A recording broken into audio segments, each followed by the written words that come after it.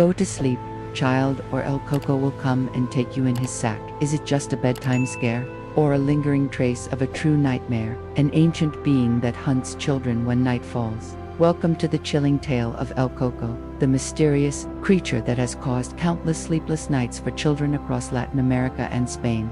Asterisk, if you don't behave, El Coco will come and get you. This phrase has become a familiar part of childhood for many kids in Spanish and Portuguese-speaking countries. But who or what is the mysterious El Coco?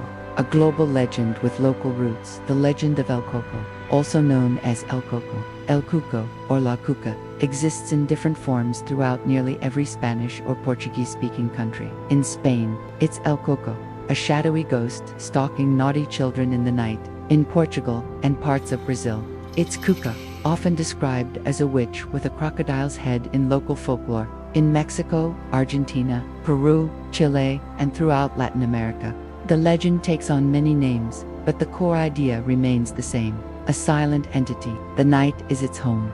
Fear is its food. The name Coco, a symbol of death. Some linguists and folklorists believe that Coco originates from Old Portuguese, where Coco means skull or head. Ancient Iberians saw the skull as a symbol of punishment, a stark reminder that disobedient children were flirting with death. So originally, El Coco might not have been a creature at all, but rather an abstract warning, a way to control children through the fear of the unknown. From bedtime threat to mass nightmare like the boogeyman in the West or Ankh in Vietnamese folklore, El Coco has no fixed form.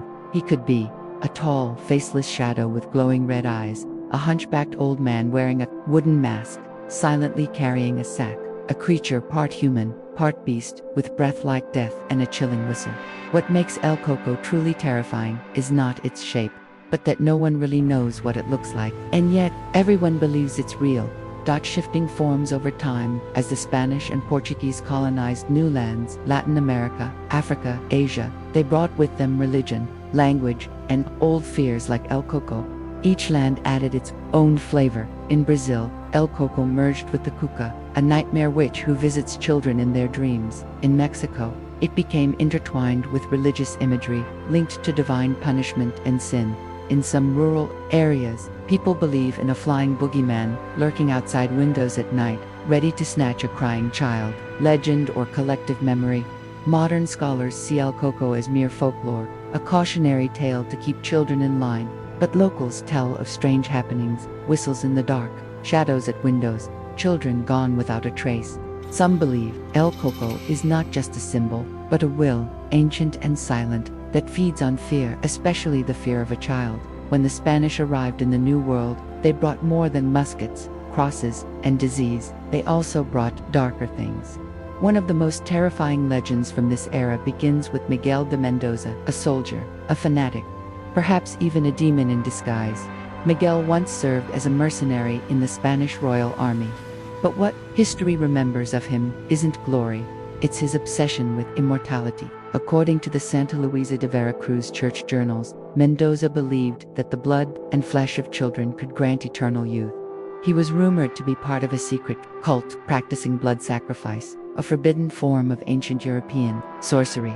After arriving in what is now Mexico, he broke away from his unit and built a cabin deep in the forest. In a canyon no one dared to enter. Then, children began to disappear. First, it was rumors. A goat herder didn't return. A girl vanished while picking fruit. Then people whispered, "There's a shadow man, with a sack, walking the forest edge at night." Some witnesses reported hearing a faint whistle, windows left open, and by morning, the child was gone.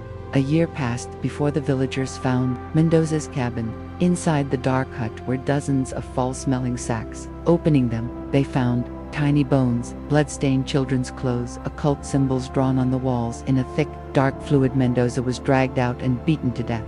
Even as he lay dying, he smiled and muttered, in ancient Latin, sanguis puerorum me confirmet, the blood of children strengthens me. But it didn't end there. Weeks later, another child vanished. A familiar sack appeared at the village edge.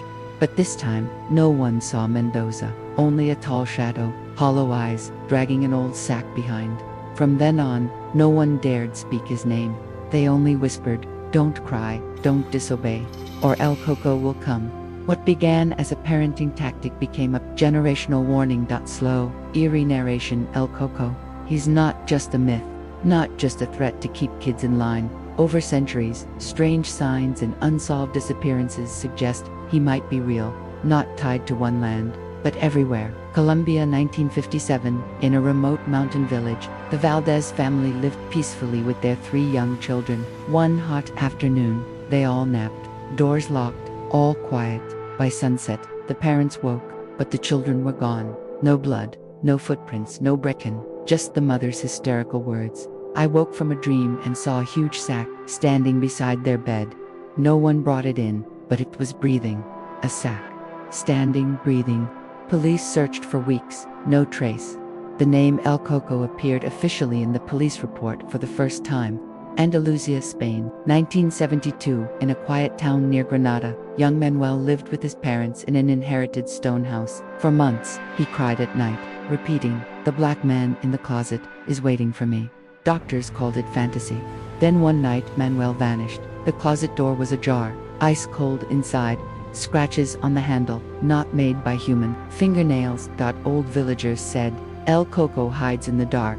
He doesn't use doors. He comes from places no one suspects, under beds, behind stoves, and closets. Peru, present day in Lima.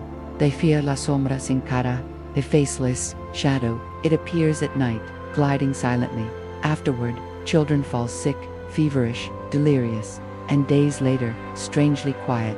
Some say, if you stare long enough into its form, you'll see hundreds of tiny eyes, children's eyes, trapped inside. Priests have tried exorcisms, but the shadow returns. One occultist said, El Coco isn't one being, he's fear itself.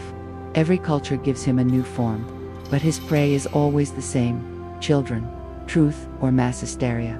Some believe it's all psychology, a fear implanted during childhood. Others insist something is there, waiting in the dark. It doesn't knock, it doesn't call your name, it waits for you to be afraid. For decades, psychologists, anthropologists, and pop culture researchers have tried to decode El Coco. They say he's not real, just a terrifying tool adults use to control children. Like the boogeyman, El Coco symbolizes fear of abandonment, punishment, and loneliness.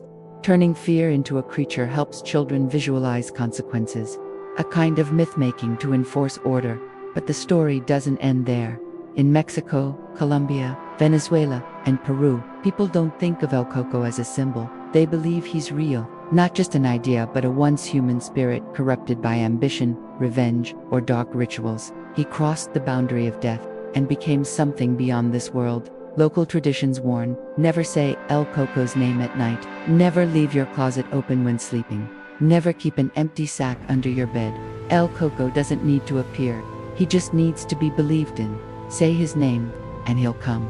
Some mystics claim El Coco is a tulpa, a being formed by collective belief. The more people fear him, speak of him, believe in him, the stronger he becomes. From a concept he gains a shape, a presence. There are stories of whistling sounds near your ear, even when alone, closet doors creaking, without wind, black smudges on clean floors. These, they say, are El Coco's calling cards. And here's what you must remember. El Coco won't come when you're brave. He comes when you shiver. When you stare into a dark corner and whisper, "Is someone watching me?" The more you wonder, the closer he gets. If you see an old sack under your bed, if you hear soft footsteps in the middle of the night, if your child says, "The man in the closet is waiting," stay silent. Don't say his name, because El Coco only needs to be called to arrive.